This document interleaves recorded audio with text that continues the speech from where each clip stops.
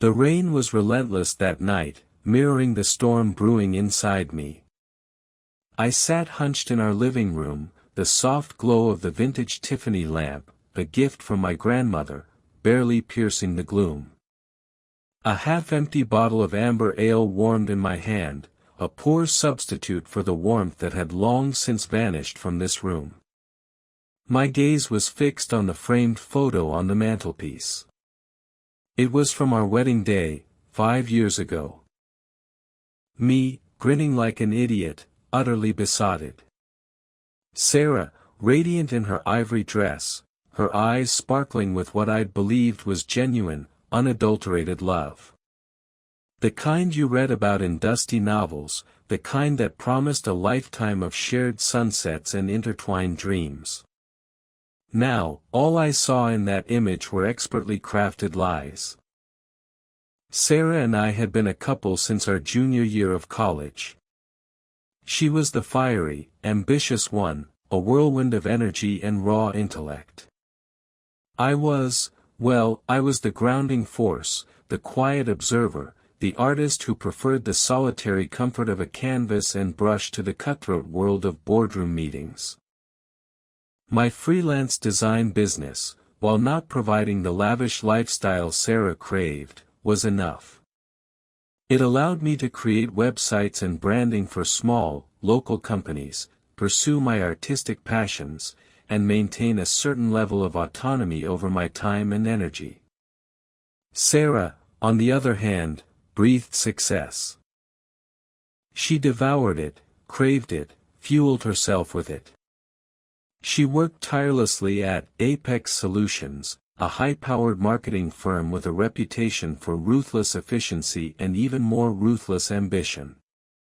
Starting as a lowly marketing assistant, she climbed the corporate ladder with an almost unnerving speed, each rung achieved with unwavering determination and a laser focus on her goals. Her boss, Mr. Sterling, was a legend in the marketing world, a silver-tongued manipulator with a reputation for being both brilliant and utterly devoid of empathy. He was a man who commanded attention the moment he entered a room. Bespoke suits, Italian leather shoes, a Rolex that likely cost more than my car, he was the epitome of corporate power. The subtle shift in our relationship began roughly a year ago. The small cracks in our previously solid foundation started to widen, almost imperceptibly at first. Sarah started logging increasingly longer hours at Apex, often not returning home until well past midnight, her face etched with exhaustion and a weary detachment.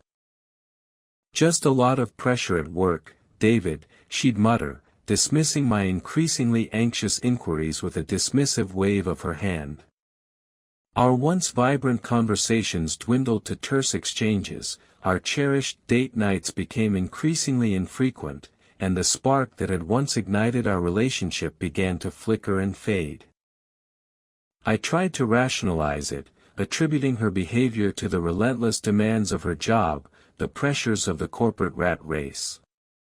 I attempted to be supportive, to be the understanding and patient partner she needed. I cooked her favorite comfort foods, offered back rubs to ease the tension in her shoulders, and patiently listened as she vented about impossible deadlines and the relentless demands of Mr. Sterling. But there were other, more troubling signs, too. Small, seemingly insignificant details that niggled at the back of my mind, like persistent, unwelcome whispers.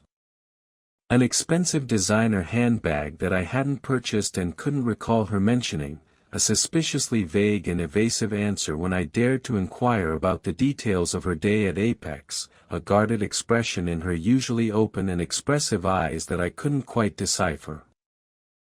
I stubbornly pushed these unsettling doubts aside, convincing myself that I was being paranoid, insecure, and overly sensitive. I trusted Sarah. I loved her. I wanted to believe in the strength and resilience of our bond. Then came the annual Apex Solutions Christmas Gala, an event I'd normally avoid like the plague. I despised those corporate gatherings, filled with forced smiles, hollow conversations, and the constant pressure to network and impress. Sarah, however, was adamant that I attend. She insisted that I needed to meet her colleagues, to witness her thriving in her element, to understand the world she inhabited 5 days a week. Reluctantly, I agreed, hoping that it might somehow bridge the widening gap between us. The gala was exactly as I'd feared, a lavish, ostentatious affair held at the Grandview Hotel, an exclusive establishment that catered to the city's elite. The ballroom was filled with impeccably dressed individuals, their faces illuminated by the soft glow of crystal chandeliers, sipping expensive champagne and engaging in strategic networking, as if their very survival depended on making the right connections. Sarah, resplendent in a shimmering emerald green gown that accentuated her figure, looked like she belonged there, radiating confidence, power, and an almost unnerving level of self-assurance. Standing awkwardly near the buffet table, I felt like an outsider, a fish gasping for air in a gilded tank. A quiet, observant observer adrift in a world I didn't understand and frankly didn't care to understand. Sarah, after a perfunctory introduction to a few of her colleagues, individuals who seemed far more interested in discussing projected marketing strategies and quarterly reports than in engaging in polite small talk with a lowly artist, quickly abandoned me to circulate among the apex elite. Throughout the increasingly long and uncomfortable evening, I couldn't help but notice Sarah spending an inordinate amount of time in the company of Mr. Sterling. They were frequently engaged in hushed, intense conversations, their faces illuminated by conspiratorial smiles, their heads often bent close together as if sharing some private joke or vital corporate secret. I witnessed him touching her arm, her shoulder, her lower back, seemingly innocent gestures that, under the circumstances, made my stomach clench with a growing sense of unease. I desperately tried to dismiss my anxieties, telling myself that I was simply being overly sensitive, that it was all just professional courtesy, that I was reading too much into these seemingly innocent interactions. It was then that I met Olivia, a junior copywriter at Apex who seemed equally out of place and disillusioned with the corporate circus. She was intelligent, witty, and refreshingly honest. We found ourselves gravitating towards each other, seeking refuge from the forced gaiety and calculated ambition that permeated the room. As we talked, I learned that Olivia had witnessed Sarah's ascent with a mixture of admiration and skepticism. "She's incredibly talented, David," Olivia confided, her voice lowered, "but she's also ruthless. She'll do whatever it takes to get ahead." Her words hung in the air, confirming my deepest fears. Later that evening, I ventured to the hotel bar, intending to procure a much-needed stiff drink for myself and a sparkling water for Sarah. I returned a few minutes later to find that she had vanished. I searched for her diligently, scouring the crowded ballroom, scanning the faces of the elegantly dressed revelers, but Sarah was nowhere to be found. I approached a few of her colleagues, hoping they might have seen her, but they merely shrugged their shoulders and offered vague, unhelpful replies. Driven by a growing sense of dread, I spotted Mr. Sterling making his way towards the hotel elevators, his expression unreadable. An icy premonition washed over me, a chilling certainty that something was terribly wrong.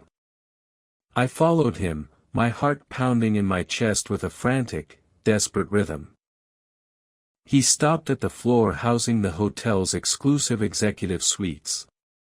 As the elevator doors began to close, I caught a fleeting glimpse of Sarah, stepping out of the shadows that cloaked the hallway, her face flushed, her carefully styled hair slightly disheveled. Mr. Sterling casually placed his arm around her waist, his touch possessive and familiar, and they strolled together down the dimly lit hallway, disappearing behind the heavy mahogany doors of one of the suites. That fleeting, devastating image shattered everything. All the years of shared love, the intertwined dreams, the whispered promises of forever, all reduced to worthless ashes in that one, agonizingly brief moment of stark, undeniable truth. I was paralyzed, unable to move, unable to breathe. The betrayal was so profound, so utterly devastating, that it felt as if my very soul had been ripped from my body. I didn't confront them. I couldn't bring myself to do it. I was too numb, too wounded, too utterly disgusted. I simply turned and walked out of the Grandview Hotel, hailed a cab, and retreated to the cold, empty sanctuary of our apartment. The following days were a blurred, agonizing mix of tears, sleepless nights, and relentless, self-torturing questions. I was unable to eat, unable to sleep, unable to think clearly. I replayed every moment of our relationship in my mind, desperately searching for clues that I had somehow missed, for signs that I had been too blind to see. Sarah finally returned home late one night, her face pale and drawn, her eyes filled with a mixture of defiance and shame. I confronted her, my voice shaking with a raw mixture of anger, pain, and utter disbelief. Initially, she denied everything, attempting to deflect my accusations with practiced lies and carefully constructed denials. But when I recounted the details of what I had witnessed at the Grandview Hotel, her carefully constructed facade crumbled, and she finally broke down, collapsing into a sobbing heap on the floor. The truth, like a toxic flood, came pouring forth in a torrent of tears, desperate apologies, and hollow justifications. She tearfully admitted to having engaged in an affair with Mr. Sterling. She insisted that it had started innocently enough, with late-night work sessions and seemingly harmless after-work drinks. Mr. Sterling, she explained, had taken her under his wing, acting as a mentor, offering her invaluable guidance and support, and subtly manipulating her with flattery and promises of future success. Gradually, insidiously, one thing had led to another, and they had ultimately crossed a line that could never be uncrossed. She vehemently claimed that it had nothing to do with love, that her actions were driven solely by ambition. Mr. Sterling, she revealed, had dangled the promise of a significant promotion, a prestigious corner office, and a substantial increase in her salary. She insisted that she had felt trapped, pressured, and convinced that she had to do whatever it took to climb to the top, regardless of the personal cost. I listened to her justifications in stunned silence, my heart breaking with each agonizing word. How could she do this to me? How could she so casually betray our love, our shared history, our vows, for the fleeting promise of a corner office and a few extra dollars in her bank account? Was it worth it, Sarah?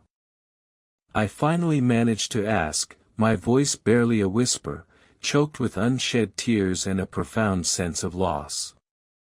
Was it truly worth destroying everything we had built together? She offered no reply. She simply sobbed uncontrollably, her face buried in her trembling hands, unable to meet my gaze. The following weeks descended into a legal and emotional war zone. We initiated separation proceedings, painstakingly dividing our shared assets, and embarking on the heartbreaking process of divorce. I packed my belongings and moved out of our comfortable apartment, seeking refuge in a small, sparsely furnished studio apartment, surrounded by my canvases and brushes, desperately trying to find solace and meaning in my art. Sarah, meanwhile, secured her coveted promotion, claimed her corner office, and embraced her new role as a high-powered executive, living the glamorous, fast-paced life she had always dreamed of. However, I couldn't shake the gnawing feeling that the price she had paid for her success had been far too high. I haven't seen or spoken to Sarah since the divorce finalized. I occasionally hear snippets of information about her through mutual acquaintances, that she's thriving in her career, that she's constantly traveling the world, that she's dating someone new, someone even more powerful and influential than Mr. Sterling. But I find that I no longer care. The rain has finally subsided. The oppressive darkness has begun to yield to the soft, tentative light of dawn, and a faint ray of sunlight is bravely peeking through the lingering clouds. I take another sip of my ale, now completely flat and unappetizing, and cast one final, lingering glance at the wedding photo on the mantelpiece. The faces in the image remain unchanged, but their meaning has been irrevocably altered. The love that I had once so naively believed in has now been replaced by a chilling emptiness, a void that can never be filled. The photo, once a cherished symbol of our enduring bond, now serves as a painful reminder of what I have lost, of the profound betrayal that shattered my life and left me forever scarred.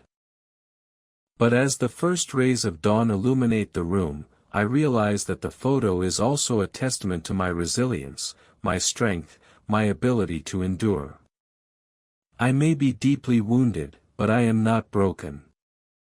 I am still here, still creating, still searching for beauty and meaning in a world that can often be cruel and unforgiving.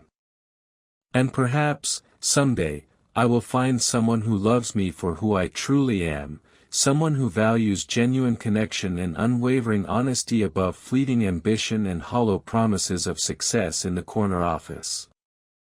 Perhaps, someday.